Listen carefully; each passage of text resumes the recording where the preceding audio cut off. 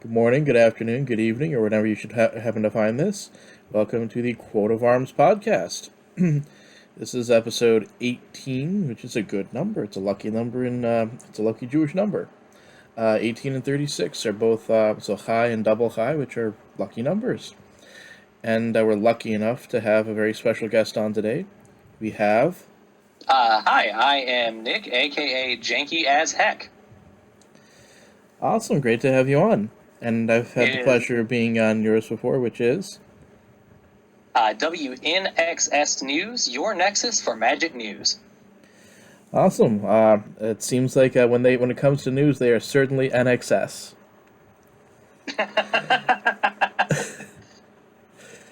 Oy, not sure if that was intentional or not, but awesome. It wasn't when we named it. There's actually a band called INXS. INXS.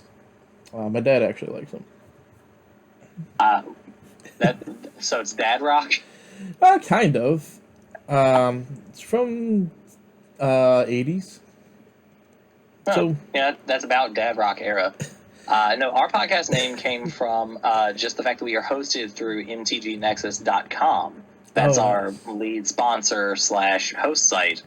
And we needed to come up with a local network style name for it, which, all local radio and TV stations have W, whatever their letter abbreviation is. Mm-hmm. And that was what we came up with. Well, speaking of sponsorships, if anybody wants, this is still out there. Ditto?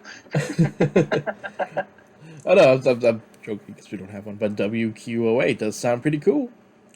The benefits of having three words. So, what tribe are we talking about today? Well, I'm going to start off by saying that, as you know from having played with me a couple times, I don't build what the mass media would have you believe is good cards. I build very silly themes, and as such, the tribe of choice for me today is Thrull Tribal. Well, I am enthralled to learn more. Oh, you know the puns are coming. The puns start coming, and they don't start coming. I didn't know I was going to be punished like this. Get to the ground and... Doesn't make sense not to live for fun. Brain gets smart, but the head gets dumb. Okay, we've gone enough of that. So, let's start by just general discussion. What is a Thrull? Honestly, there's an entire discussion that we could do for the episode just on that, because if you were to just type in Thrull creature types on Scryfall, it's a lot. There's only 24 creature type Thrulls that are not tokens in all of Magic. One of those is Red-Black from Rakdos, but all of them are functionally just a mass of flesh and magic. Not in the same way that a zombie is, but basically just like bits and pieces left over from this bucket of flesh have now been given more bits and pieces from this other bucket of flesh, and they've been magicked into a somewhat sentient creature. Would you say they're kind of... so if we're looking at just like... So what they look like, are they, what they look like and what they do, are they kind of like a combination between a zombie and a homunculus? I would actually just say they're closer to a homunculus than a zombie. Okay. Because homunculi are also designed largely as servants or assistants. And Thrulls are created specifically for that purpose, but they can range from being like a manservant or a butler to being a beast of burden. Well, that's what I meant in terms of, like, they're created from dead flesh, usually, right? That's the usually dead flesh, but, depends on the creator and how vengeful they're feeling at the time.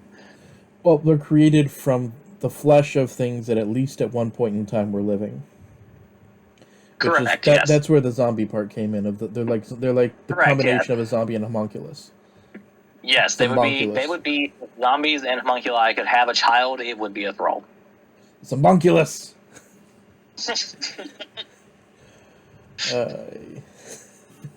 Rambunculus, zombunculi. Yes. Yes, that sounds beautiful. They So, don't look beautiful. oh, I mean, beauty's in the eye of the beholder, and you can probably behold their eye in your hand. Yeah, but I'd be holding the doorknob to escape if one was coming at me. I mean, if all they're doing is a job, well, I guess that comes up with how big and threatening are they? In flavor or as magic cards? Either or, because you talk about them being almost like a homunculus, and homunculus usually are kind of harmless. They just do jobs. And homunculi Sure. and thrulls, in terms of the tokens, usually have zero Yep. power. Right, you're not too far off. There are very few Thrulls with more than a couple of power. And there are even fewer with more than 3 power. Mostly they are very non-threatening at first glance. They usually have some sort of bonus ability to make them somewhat useful. Most Thrall existence is actually through tokens. They're created through creatures that pop up as far as like quantity of them, because they're just spitting them out a bunch at a time. The ones that are just their own creature cards are more visually terrifying than they are actual functionality. Yeah, body horror type stuff. Yeah, the strongest example, in my personal opinion, is Mind Stab Thrall. Mm-hmm. For 1 black, it's a 2/2 that when it attacks and isn't blocked, you can sacrifice it and have a defending player discard 3 cards. So, really not that threatening, because someone could just chump with a 1/3 and both of us keep our creatures for no reason. Mm-hmm. But the artwork on this card is absolutely horrifying. It's a head with 4 arms. That's it. It's stitched. Mm-hmm. There are veins, and it's walking on 3 of those 4 arms. Mm-hmm. Also important to note, we're talking about 4 arms, not forearms. Yes, each of the 4 arms also has a forearm, because they have shoulder, elbow, wrist, and hands. You're referring to, I believe, the 5th edition artwork, right? Yes, I am. It's the most well-known artwork for it, I believe. It's also the Masters Edition one from the online Magic Online set. Okay. And it is one of the 3 arts from Fallen Empires. Yeah, that's what I was going to say. There's several different arts from Fallen Empires. Interestingly enough, there actually is a card called Mind Stab. Yes. It's from Time Spiral. That it depicts, I believe, the same Thrull going through the time barrier. That Thrull probably just didn't know there was anything different. Thrulls are not known for being very intelligent. That's where they're more like zombies than homunculi, because homunculi aren't really smart most of the time, but they at least have the ability to think. Thrulls basically get an instruction and go do the thing. They kind of like Meeseeks? I'll be honest, Rick and Morty was never my show. Okay.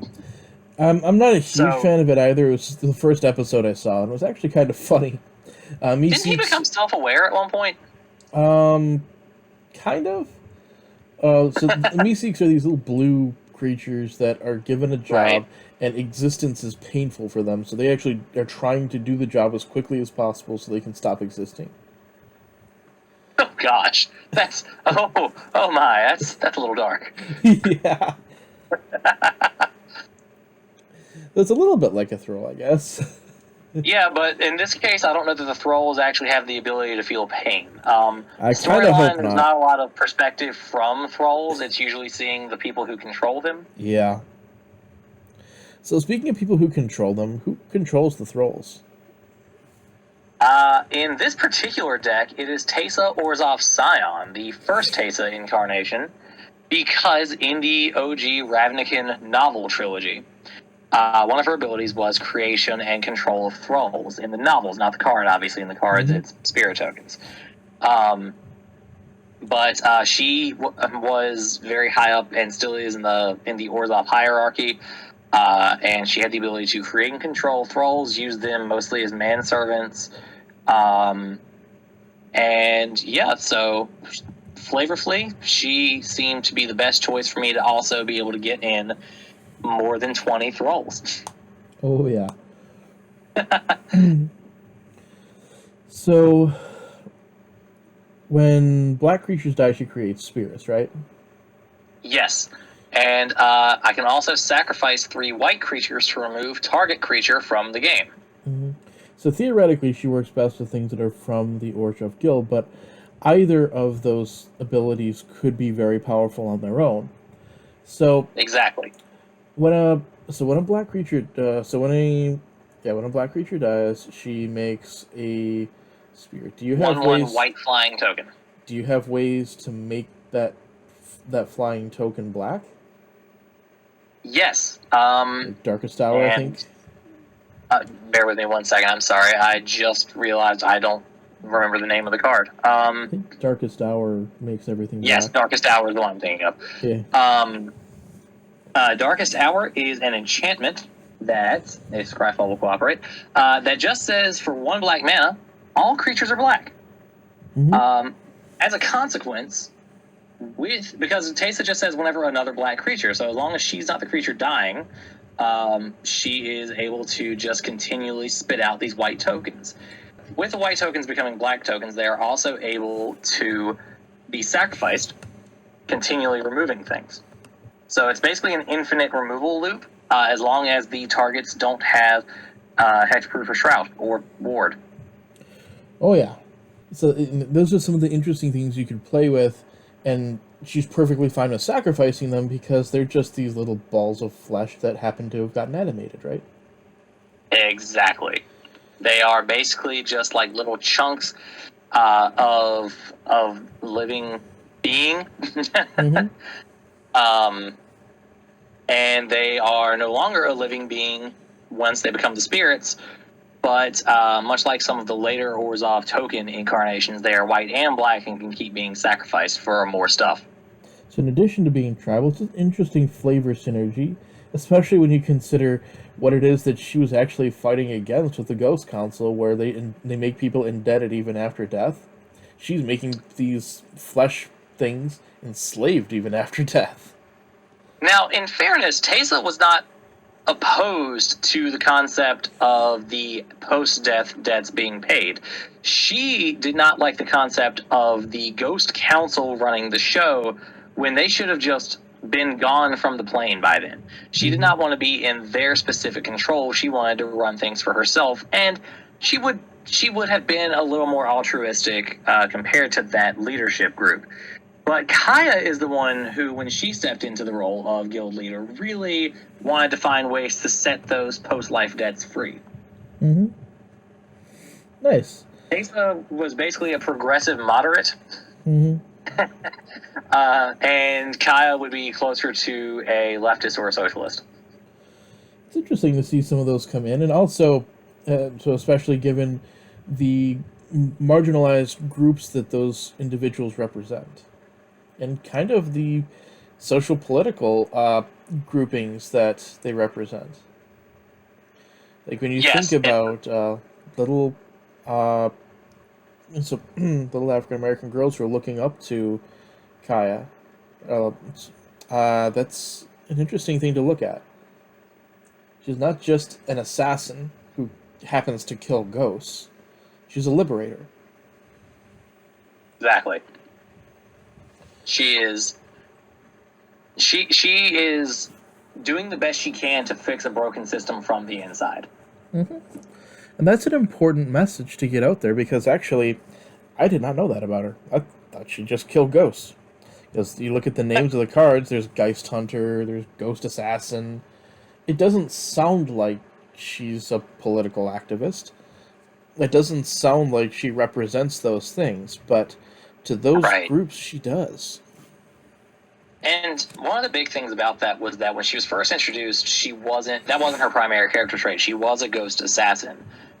She was introduced in the conspiracy storyline. Mm-hmm. She was the person who killed the king of the conspiracy plane, which name is also escaped me all of a sudden.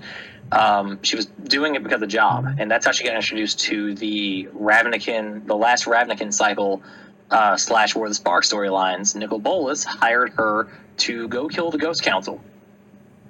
And she did it very efficiently. But because of the way the Ghost Council's magic works, whomever kills them gets their power. So she was now burdened with the contracts, debts, and souls of the Orzhov Guild, and was forced to be in leadership there because she couldn't figure out how to just give the power up. When she saw how much the people, both living and dead, were suffering under those contracts, her heart kind of broke for him because she had seen that kind of corruption on her home plane, and she resolved not to let it happen again. She had always been kind of aloof, had always seen herself as an independent person, and when she saw this, she realized that she had the ability and the obligation to step in and do something about it. So I think that's a story that I want to make sure gets out to people who play the game, and people who see themselves in these characters. Because as somebody who used to teach in a, you could say underprivileged area with low socioeconomic status, high poverty rate, and a high African American and Hispanic population, it's important that they see what this character has been through, what she chose to do with her life, and how she used the power that she had to affect positive social change. Exactly, and that eventually culminated in her joining the Gatewatch at the end of the War of the Spark storyline. She was I'm not going to say she was the replacement member for Gideon, but Gideon's death, much as it inspired every other Planeswalker who stuck around for that fight to see it, and that inspiration is one of the few things that actually came out of the War of the Spark story, but we're not going to go there. In addition to what she saw as the Orzhov Guild Master, she realized that she had an obligation as a Planeswalker to do what she could to help others. So she joined the Gatewatch, and that's why we've seen her now on Innistrad, and right before that we saw her on Kaldheim. I like the idea. Unlike Gideon, she got into this because she wanted to correct wrongs that she saw rather than wrongs that she did. Exactly. She did not have the survivor's guilt. She just wanted to help. And granted, she probably does have a little bit of wanting to atone for some of the things she's done in the past, because I think all of the Gatewatch members have that a little bit. Teferi being the strongest example, because he still can't get his plane out of limbo, or his home out of limbo. And that was only partly his fault, thanks, Jessica. Yeah, I mean, Jessica willed it, so a lot of guilt there. I was trying to get in a little bit of Jessica's will in there. Jessica willed it. She did. She willed it, because she was stubborn and didn't. In her defense, she was trained by one of the oldest other old Planeswalkers. She was trained by Karn, who was built by the penultimate example of no care for consequences of their actions, Urza, who is the worst. Oh yeah, think about what he's done to different formats, right? He's just everything he touches is tainted, and not even by the Phyrexians. Yeah, even when he's not the Lord High Artificer, he's also making Tron. Destroying the plane of Dominaria numerous times wasn't enough for him. No, he had to destroy Legacy and Modern. Yeah. Oh, man. Honestly, I'm not sure who destroyed it more, him or COVID. You know what? I would say he destroyed Legacy more than COVID did, because you still got to play him online. Oh, man. Imagine if they actually looked into the cause of COVID and they found out it was something related to Urza. It's like, God damn it. You're doing biological stuff now? It was right after he did commit eugenics. Oh, That's where we got Gerard. Yep. And lovely. he didn't even make Thrulls. He made actual genetically perfect people in his mind. And he thought that was fine to just take these people as children and say, no, I'm going to take this out, and I'm going to take this out, and you're going to be a soldier, and you're going to be a soldier, and you're going to fix my mistakes because I won't do it myself. In his defense, Gerard is handsome. But still. That was not quite the redemption we needed. Nope. Nope. What makes it worse is that after all that, Urza sold out to Phyrexia. Yeah, well, usually it costs an arm and a leg, but to make Gerard, it costs him a cap and a shin. Anyways. Zing! Oh, jeez. So, back to Thrulls. Yes. So, Thrulls are these little tiny homunculus zombies things. Usually 0-1 tokens, but you can put in some cool loops, especially with the commander that you've chosen for them. Yes. And not so much loops in the same way all the time, because anything that interacts directly with Thrulls is going to be a little bit weird. Anything that specifically says Thrull on it, I should say, is going to be a little bit weird. A little unusual. Weirds are a different tribe. Weirder than the average tribe is going to get weird, yes. They have actually thought of making a weird tribal deck using Melek. Oh, poor Melek. Let's not talk about that. All right, fine. We have to say it. Ralzeric killed a baby. Because Malek was basically an infant. He was at most a toddler, and Ral just lightninged him in Dragon's Maze to take his spot in the race. And because Ral was one of those people who didn't think that weirds are people. Yeah, now this is going to be a niche joke out there for one of the few people who are actually going to get it, but imagine if Dovin hired Ral to kill Melek. Dovin, Melek killed by Ral. Nah. My God. Yeah, it's a Jewish song, Davi and Melek Yisrael. David was the king of Israel. I knew the tune, but wow. This is a black-white deck. You didn't have to reach that far. There's flying. Hey, I'm a green player. Well, gravity then. I guess we just gotta deal with it. Yeah, but by that I mean I usually play with paper cards rather than with virtual because that's more green. Anyways. Oh! Oh, man. And I don't play with the plastic sleeves either. Actually, I usually do if the deck is worth a decent amount, but I do also take pleasure in playing high power cards on camera without sleeving them. Usually it's by accident, but it's still funny. And you're like, oh, look, if you keep saying such blasphemous things, I'm just going to hang up this call because I can't. It hurts. It hurts so bad.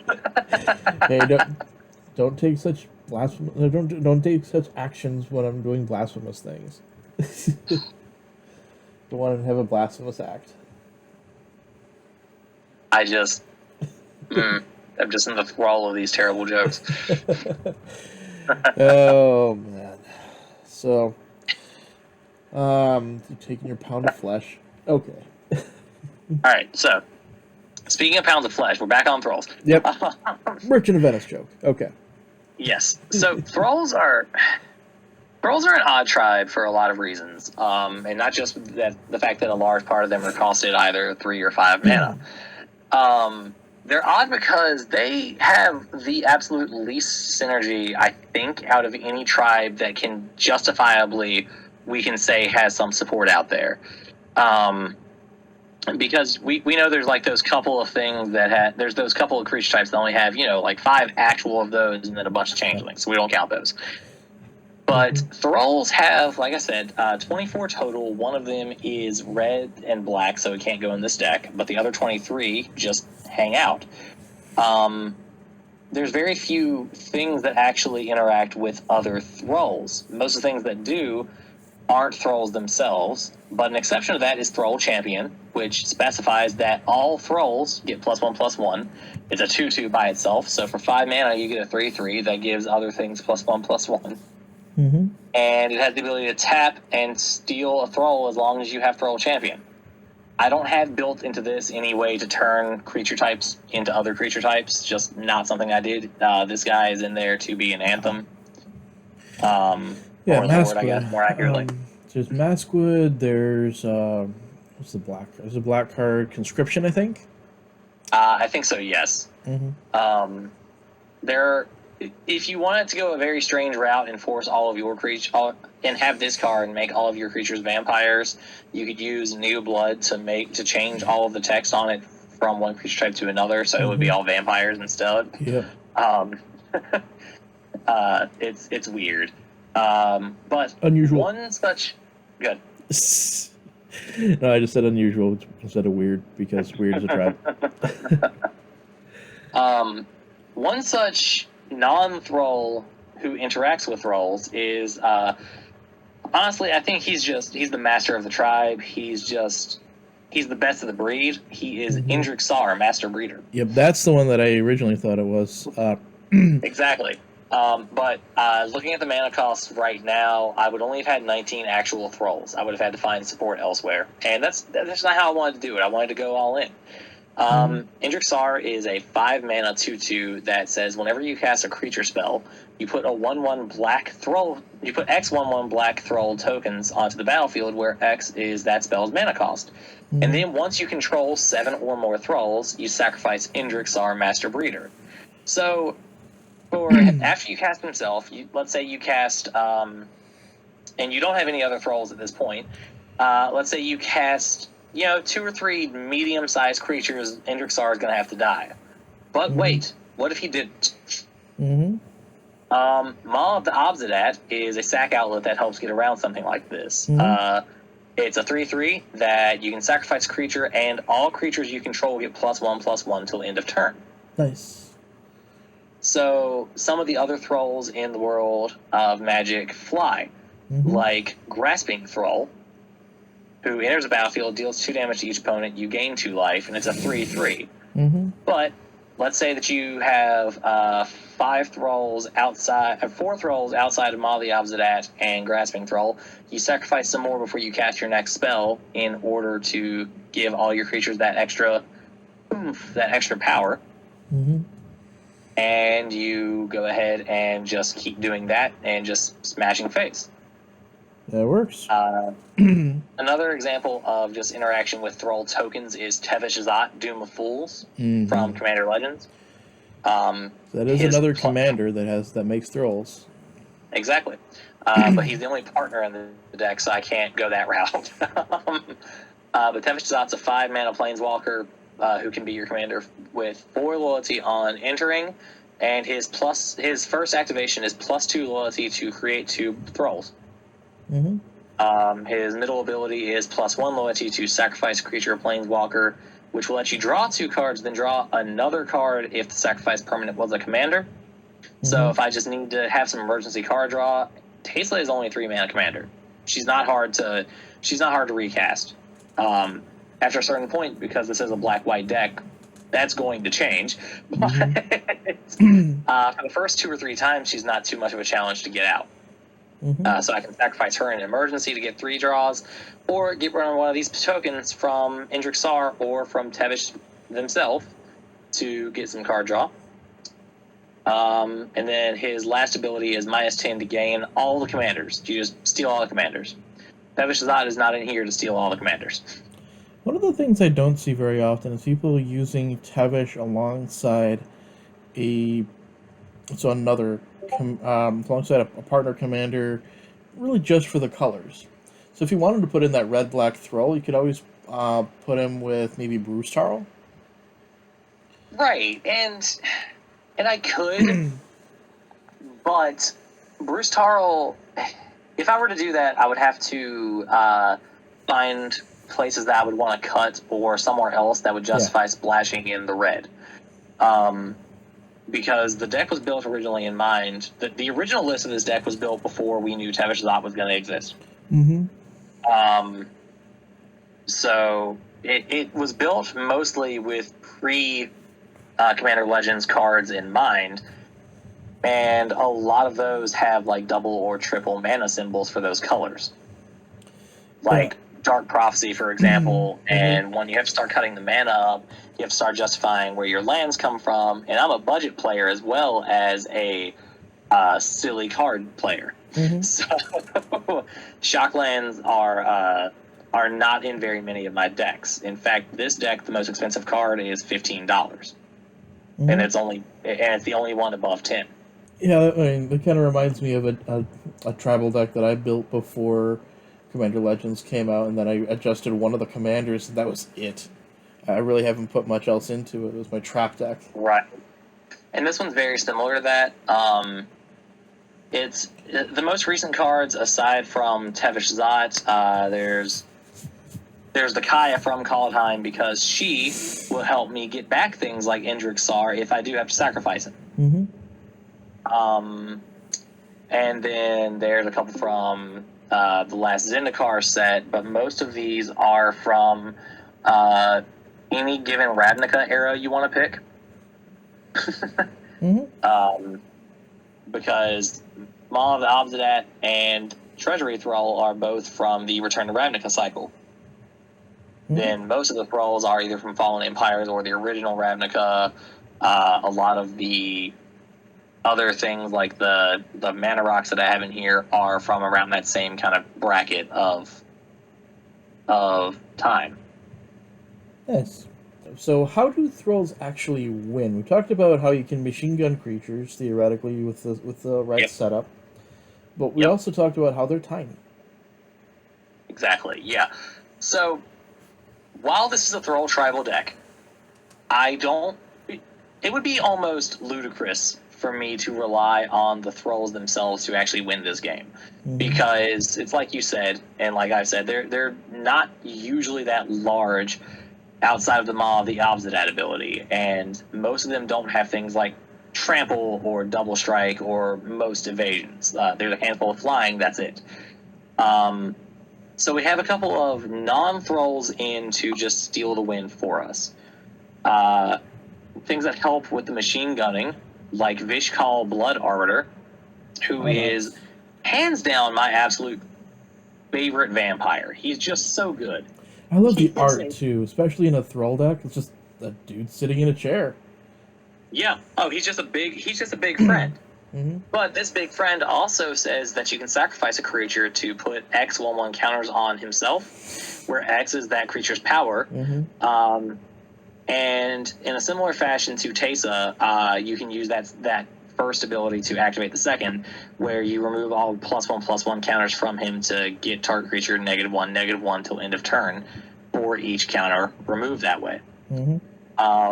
Or you can have him be a flying lifelink creature with a heck of a lot of 1/1 counters on him.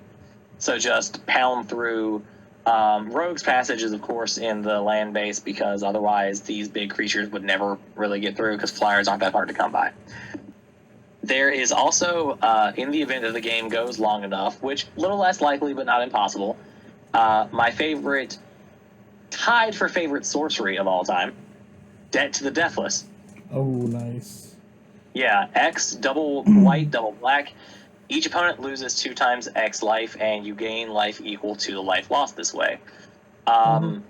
There are ways, if I were to put more money into this deck for the land base, there are ways to make that a lot more viable, such as the classic Cabal Coffers for Urborg Tomb of Yawgmoth combo.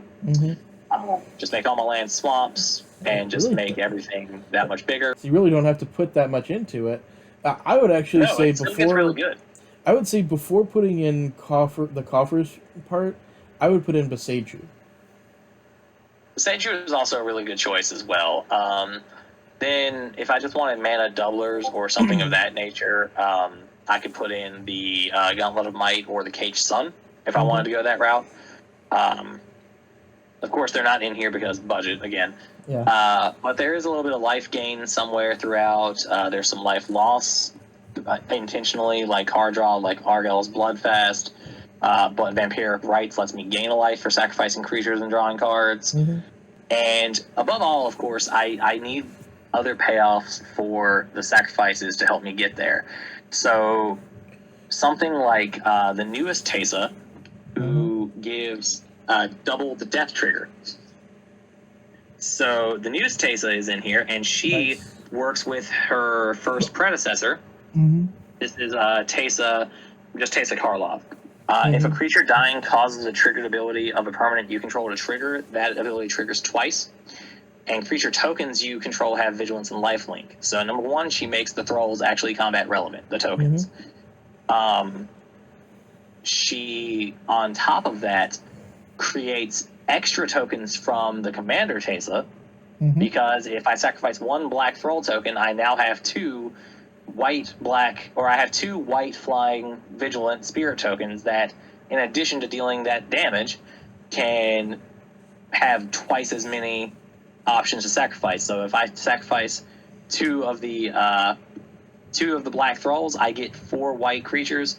So I, from that quick sacrifice, now have the ability to exile that much quicker. I have the removal quicker, help support myself and protect myself. Absolutely. There's a lot of little incidental life drain. For example, Treasury Thrall and Treasury Thrall and Kingpin's Pet are both Thralls that have the Extort ability.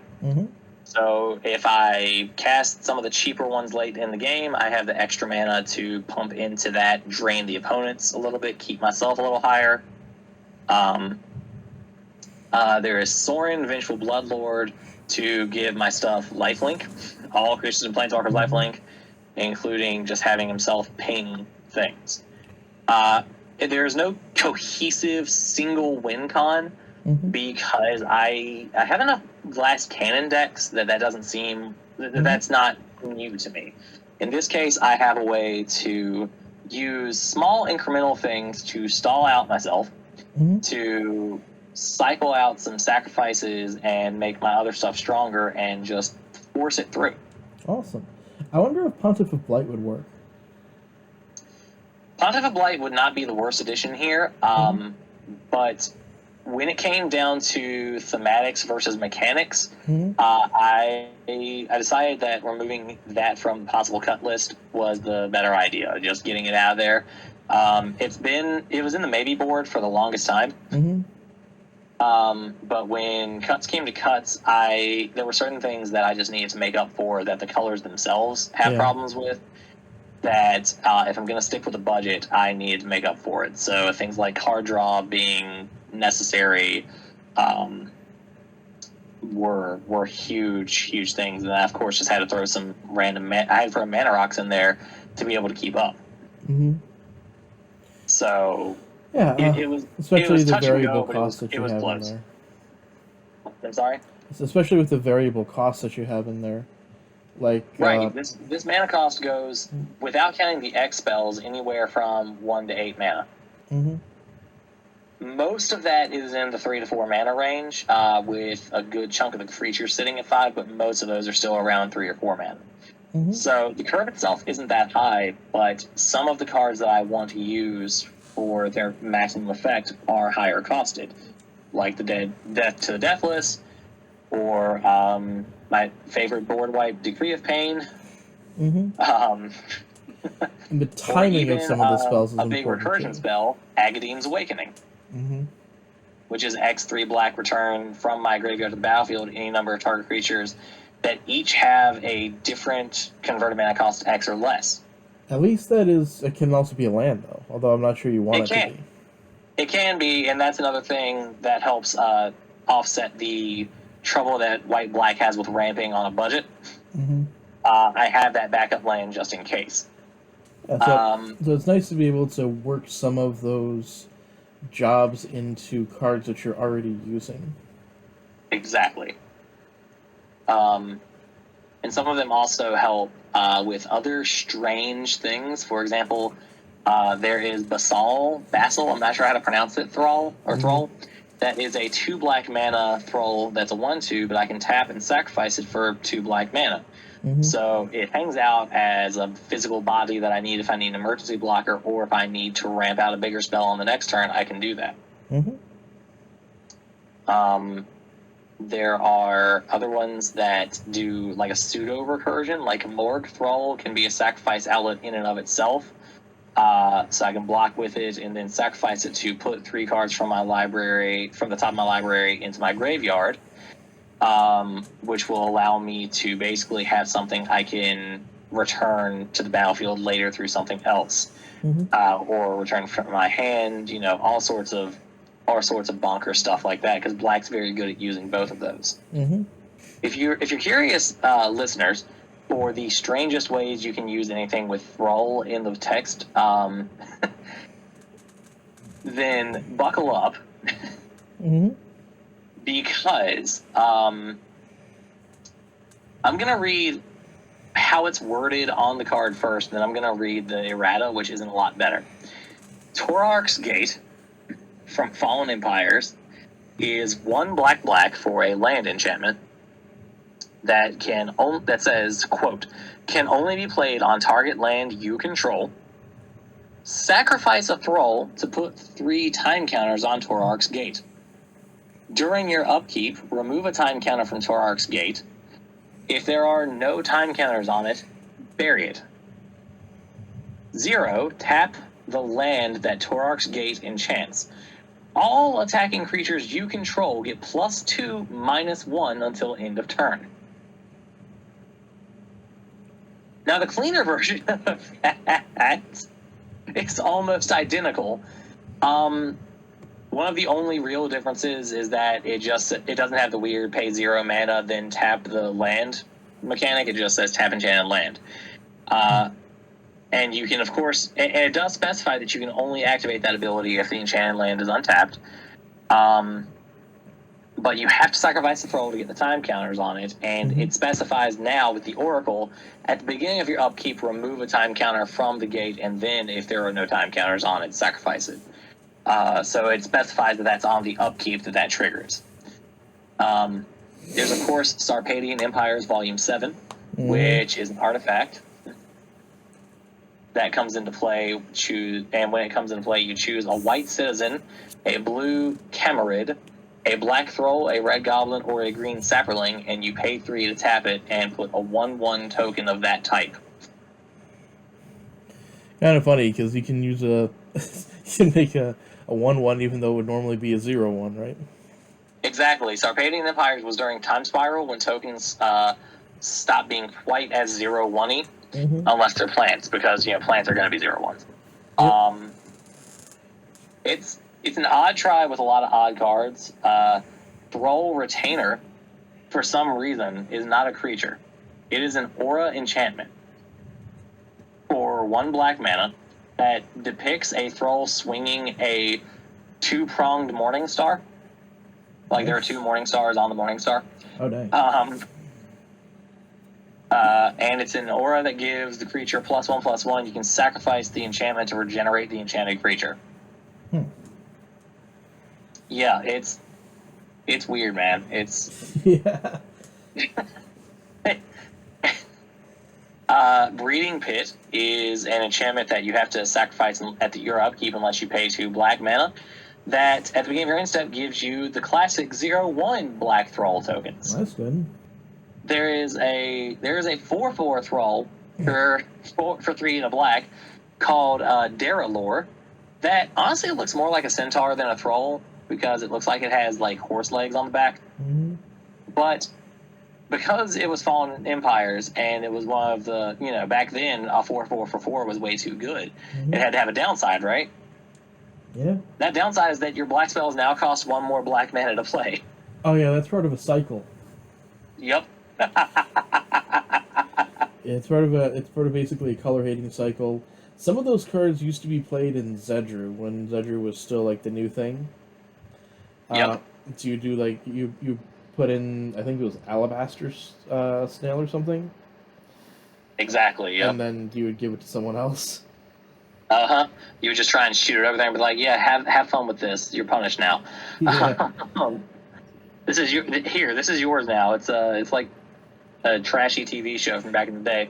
Just, here's the baby. It belongs to you. I'm leaving now. Yeah. Open the door and you see you hear crying. You open the door and you see a baby in a basket. It's like, dear fire department, this is a residential neighborhood. What are you doing?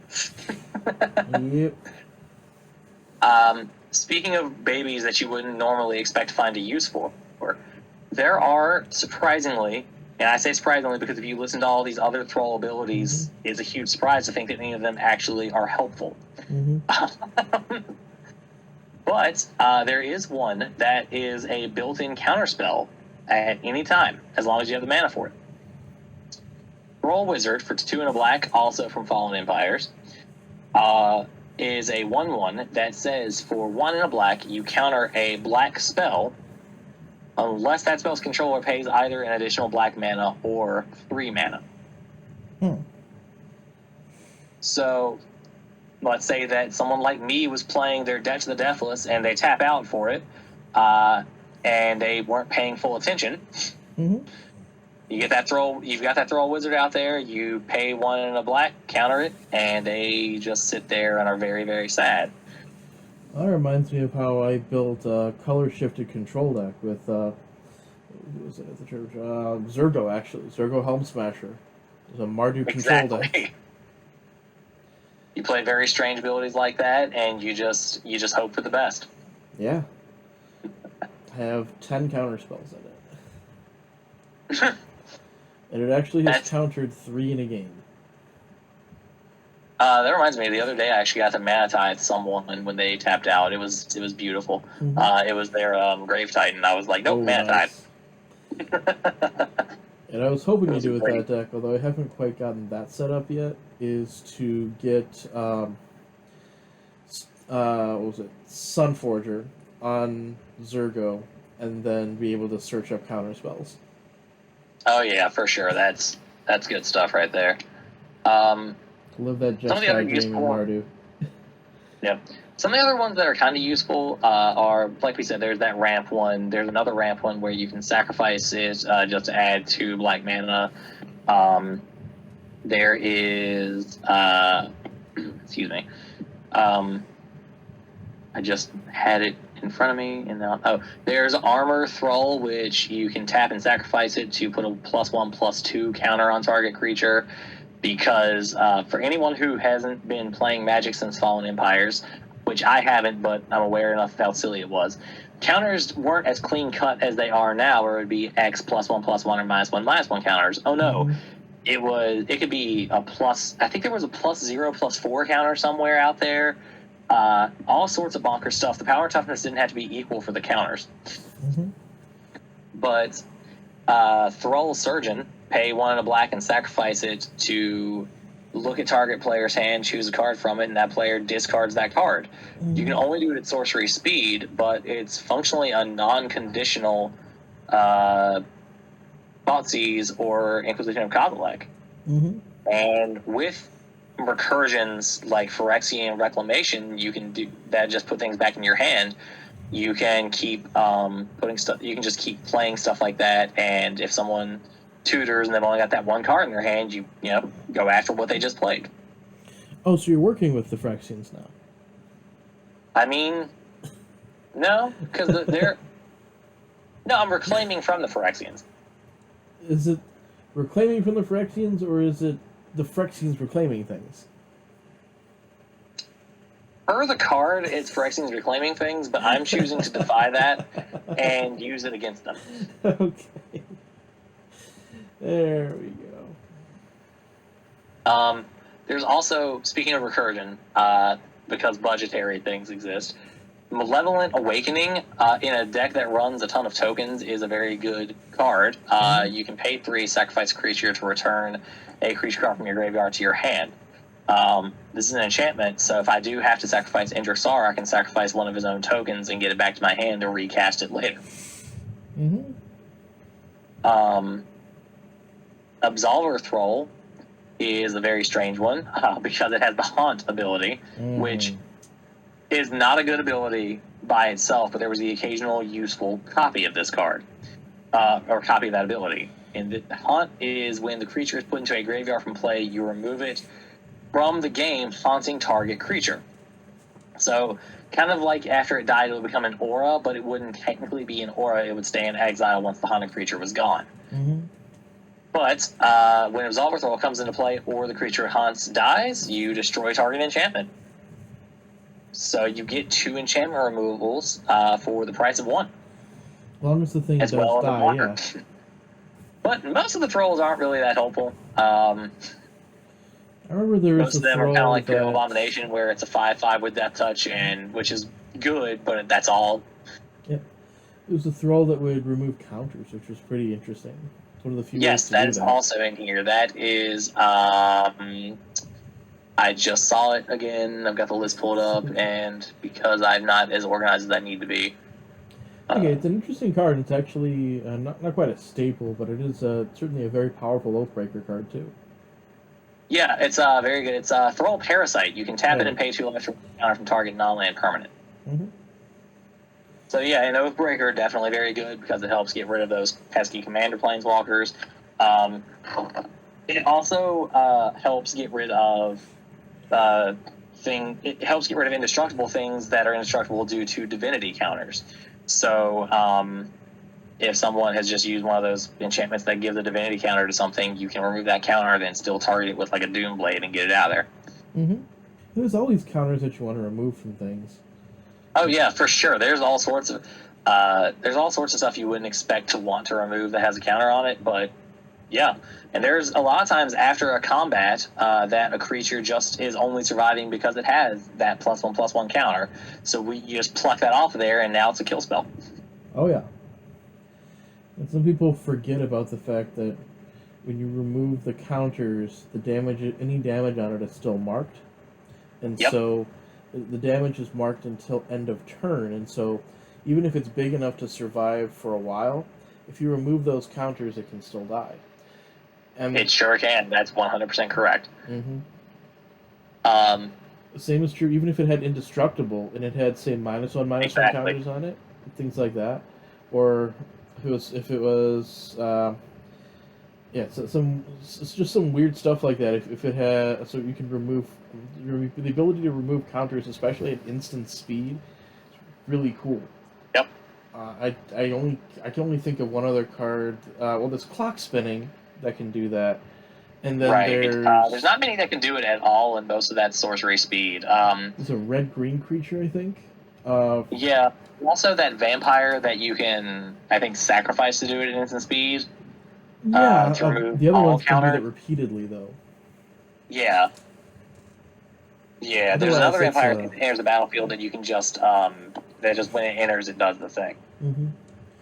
It's rare to find something that can do that, though, which is one of the reasons why I bring that card up. There's not a lot it's of a decks very you can play it in. strange ability. Not a lot of cards you can play it in, but it's a niche ability that is probably overlooked by quite a lot of people. Oh, yeah, definitely. It's because there's a lot of times when you think about removing counters, you think of it just specifically in a planeswalker equivalent where you're just removing the counters to activate the ability, or you need to remove the counters by damage to kill the planeswalker. Mm-hmm. You don't think about it in the context of, like, just if you can get rid of the +1/+1 counters, that son of a gun is dead.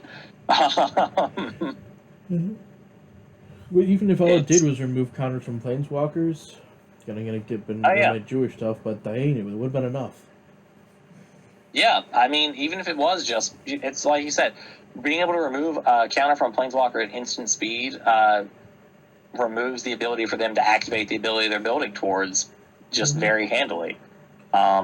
It can keep them from getting to the ultimate, even if you're in a position where you can't attack, because if your creatures are small, you might not always be able to.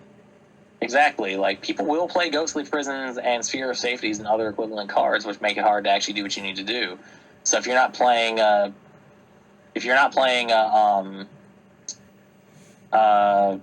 super evasive deck or a burn deck, it takes some extra work to get there. So that's where I would say always try to find ways to interact with the board in the tribe first, if at all possible, because when I'm building a deck, I usually, even a tribal deck, I'll have 20 members of the tribe that are just members of the tribe. and then I'll Yep. try to work them into other places. And that's one that you could put into, say, spot removal, because Yes. it's usually going to get rid of at least one thing. Yes, exactly. And spot removal. You do have to be careful with it because spot removal gets weird. So you have to pick your battles. You have to figure out what kind of spot removal you want. And that's one thing where black and white specifically excels, because those two have the ability to remove literally every card type between the two of them. Mm-hmm. Black can't necessarily do it by itself, but white can. And white might not always be able to do it at instant speed, but joining with black, it can. Mm-hmm. And even at sorcery speed, it's usually pretty well costed. Like, Anguish Unmaking is an amazing card. Mm-hmm. Anguish Unmaking is beautiful. And my memory for card names is not cooperating with me today. Okay. But there was the yes, I think you can. Unmade it's called. So there are. Yeah, I think that is the hybrid. So Yes, that's not what I'm thinking of, but that's another good one. It's just for 3 mana, you exile target creature. So yeah, there are really good spot removals that are more generic. But if you're able to find them within your tribe, then you know that you're furthering your game plan while also putting them back. Exactly. One of the strange ones that is sort of a spot removal that's in the Thrulls in this deck is Neckrite, which when it attacks and isn't blocked, you can sacrifice to destroy a creature that player controls. Mm-hmm. And it can't be regenerated. So partner that with a Rogue's Passage and you need to get rid of a really troublesome attacker, boom, gone. Mm-hmm. Or you've got this like silly activated ability that's just like causing you all sorts of grief, boom, gone. It's also neat to think about Rogue's Passage being used for value, because I usually use Rogue's Passage just to smack somebody for a lot. Exactly, and Rogue's Passage, in this deck, it's usually that, but every once in a blue moon, you gotta get that value out. Mm-hmm. Like I have my Simic Morrow deck, which is I use Rogue's Passage to like blast somebody equal to the number of cards in my hand or something like that. But this is a really creative way of using a popular commander card that's gotten a lot cheaper. Yeah, oh, for sure, yeah. The one that I was thinking of is Mortify is always kind of a classic. It's not as good as it used to be anymore because it has been outclassed by other things, but destroy target creature enchantment, for an instant. There's Final Payment, which does the same thing, but for 1 less mana, and you have to either pay life or sacrifice creature enchantment. There's Fracture, which does artifacts, enchantments, or planeswalkers. There is those are all just destroy. Those aren't even counting the exile ones, because exile has its own class of ability. Mm-hmm. Because it's just so good. Anguish Unmaking, of course, as we said. There is D-Spark, which gets rid of things with mana 4 or greater. Mm-hmm. Unfortunately, Tribal is the really big challenge there, but it still can be. It still can fit in. Utter End is really good, and most of these are fairly budget friendly. There's some that might cost $5 or more, but there are the cheap equivalents to them. So you just have to be able to pick and choose where you really want your resources to go, whether it's financial or card slots. Oh, there are some other cool ones, because I actually just built Teysa tokens. Haven't played it because I actually just took the lands out, but I can put them back in. Put the lands out for other things because it was on the back burner. The deck is built, though. Yeah. So one of the ones is Dire Tactics. From that's a good one. So while your deck might not be built around it, the fact that Teysa comes out quickly and is a human makes it so that you don't lose life equal to the toughness. Although even if you did, that's not necessarily horrible. 2 mana to get rid of their thing. No, it just gets rid of something for 2 mana, and you aren't losing that life. And then even if it's not early game, if it's late game, you have that commander out, and you just need to get rid of like a big beefy friend. Like Darksteel and Blightsteel Colossi are indestructible. You can't destroy them, but they're not hexproof, shroud, or warded. So you can use something like Dire Tactics to remove it, but you don't want to lose 11 life. Mm-hmm. In white and black, you can usually afford that 11 life better, but you don't want to if you can help it, you know? Yep. So something like her comes in. I think Indrixar is also a human, so that helps out a whole lot. So you've got like a handful of emergency backups, and eventually, like I said, the win cons are kind of varied and a little bit different. The quickest if you can assemble it, win con in the deck is to have something like either Blood Artist or Falconwrath Noble, or the Zendikar equivalent of those two. Shucks. Yeah, I'm looking at my deck right now, and I wonder if Behind the Scenes could be a cool one for you. Behind the Scenes. So, black enchantment, creatures you control have Skulk. They can't be blocked by creatures with greater power. And then you pay 5 to pump all your creatures, and so you attack with a bunch of 0 power You would do that Thrulls. after blocks before damage, yeah. right? Yeah. Attack with a bunch of 0 power Thrulls. Those 0/1s. Yeah. All those 0/1 and 1/1 tokens would just slide right in. That would be a good one, actually, and it's less than a quarter. Oh, yeah. But the Zulaport Cutthroat was the other card I was thinking of. If you can assemble the loop of Teysa, Darkest Hour, and any of those cards, you basically just won the game right there. Yep. Because you just sacrifice the 3, exile a target, and the thing about abilities like this is that they go on the stack, so you can choose the same target with every exile trigger. Mm-hmm. But the sacrifice triggers and the death triggers are already on the stack, so you're not nerfing yourself by removing that same target. All the removals will still fizzle, but all of the life drain will still occur. Mm-hmm. Nice. Commander just over the years has made me so much more aware of how stacks work, like how the stack itself is a thing. Oh, yeah. Well, it was a format made by judges, so it makes sense. It does, and you've seen the deck that I have to be the most careful about the stack with. You've seen the Epic deck. Mm-hmm. That deck actually taught me most carefully how to use the stack to my advantage. Has been on the channel. Will be likely featured on a Rogues Gallery episode in the near future. Once I get my YouTube channel running again. Yeah, once you do that, let me know. I will happily. I love that deck. It's my favorite deck of all time. Mm-hmm. It's the only deck I've ever owned that I've never taken apart. I've just changed some stuff in and out of it. Nice. But I also love this deck because I love my derpy little friends. Mm-hmm. They mean well. It's not their fault they're built specifically to die. Oh, you're talking about the Thrulls. Yeah, the Thrulls. It's not my fault they're built specifically. It's not their fault they're built specifically to die, whether as a blocker or to be eaten, or in just dangerous experiments or dangerous tasks. In fact, they're almost exclusively not built for combat, as exhibited by Thrall Champion's flavor text, which says, "Those idiots should never have bred Thralls for combat." And it's credited to Jarana Rure. I don't know how to say that name. But Fallen Empire is a little bit bonkers, so I can't believe they're surprised that someone did breed a Thrall for combat. Yep. So one more interesting removal spell that's in black and white that actually just came out is Rite of Oblivion. Exiles a non-land permanent. You sack as a cost. You sack a non-land permanent, and then it has flashback.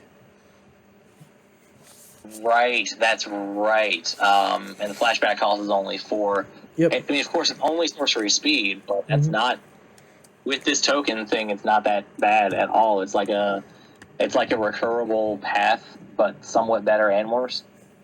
Yes, and it also gets rid of the body, which I mean you're always looking to do. True, and of course, this deck is very creature heavy, but it might be super weak to specific deck types like artifact combo decks or a stacks deck or a pillow fort. So a lot of enchantments and a lot of artifacts, or just someone playing Super Friends and just getting on my nerves. Merciless Eviction in to save the day. Yep. Plum the I Forbidden is picked a my nice favorite answer. non-land card type, and it's gone now. Plum the Forbidden is a nice way to draw a bunch of cards.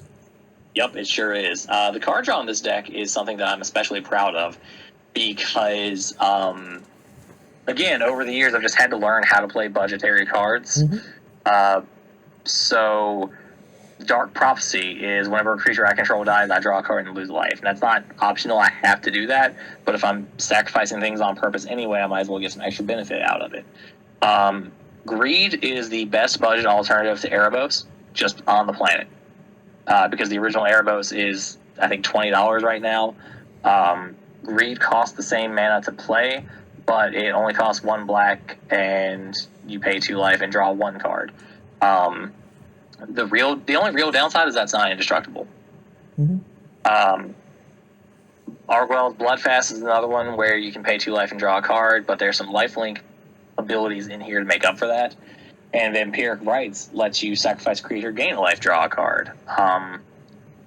So yeah, you just got to find the ways that work for you. There are some removal cards that also will draw the card on the other side, or some recursion, like Wretched Confluence will get something back from the graveyard to hand, or draw a card, lose life, or give a creature -2/-2, or any or all of them 3 times.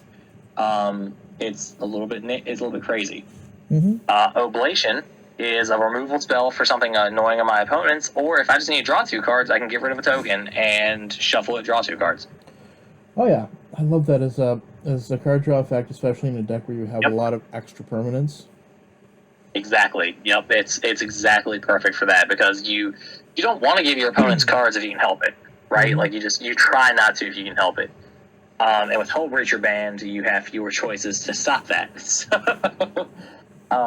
you just go ahead and exile it if you need to, give them cards, or if you just want to draw a couple cards, boom, Oblation. Yep. And you don't really get rid of the thing either. You shuffle it back. You don't. I'd be tempted to say, which also gets around things like Indestructible too, or death abilities like Undying. It doesn't have to be Undying; it just has to go into your library. I would almost say that it might be a little bit better than Chaos Warp. It's certainly not played nearly as often, but it used to be a staple. True. I would say that in a vacuum, it is a slightly better card because it doesn't give the person, and you're almost exclusively going to use an opponent in this scenario. It doesn't give them the ability to play the thing from the top of their deck. But I would say that it is also theoretically worse. Or I would say that the red one is used more often because white just has better any non-land permanent removal cards that give your opponent no benefit. And red just blows up artifacts, creatures, and lands. It doesn't do anything against enchantments, and enchantments can just completely nerf a red deck if you're not careful. Also, once a creature gets a little bit bigger than what they can deal with, red has trouble with it. Exactly, because it's going to be based mostly on damage.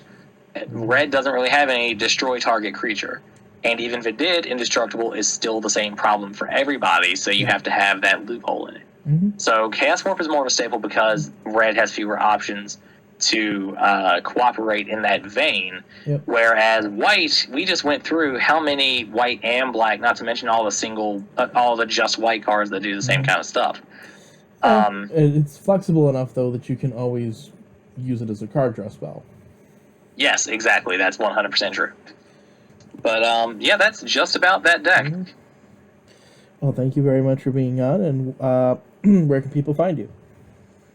They can find me in one of a couple places. My Twitter is in all lowercase @in Lambert LAMBERT 91090.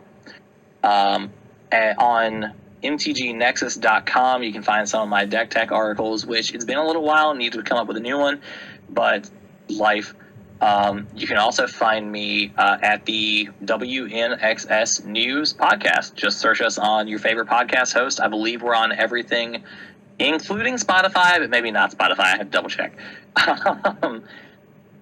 And you can find us streaming most Thursdays on twitch.tv/MTG Nexus. All right, awesome. So this has been Coach J-Ro, the Unsummoned Skull, as well as Nick, a.k.a. Janky as Heck.